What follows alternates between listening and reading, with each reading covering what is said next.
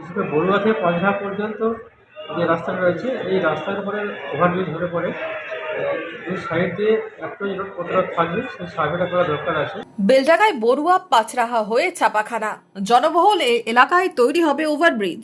চলছে সরেজমিনে খতিয়ে দেখার পর্ব। বুধবার জায়গা পরিদর্শন হলো। পাঁচরাহা 111 নম্বর রেলগেটের ওভারব্রিজের কাজ পরিদর্শন করলেন রেলওয়ে আধিকারিক, ইঞ্জিনিয়ার, ভূমি দপ্তর আধিকারিক, রেল পুলিশের কর্তা, পৌরসভার চেয়ারম্যান সহ ব্লক প্রশাসনিক কর্তা ব্যক্তিরা। ঘুরে দেখা হলো নানান বিষয়।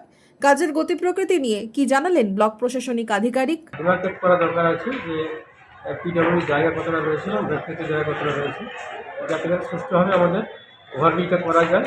সেই সার্ভে কাজটা, প্রাথমিক কাজটা আজকে করা হলো এবং আগামী দিনে আমাদের টোটাল ডিমার্কেশনটা হবে এবং মার্কিংটা হবে, যাতে কতটা আমার জায়গা লাগছে এবং তার বাইরে কতটা থাকছে এবং কী পরিমাণ জায়গা এনক্রোচ হয়ে রয়েছে সেটা দেখা হবে।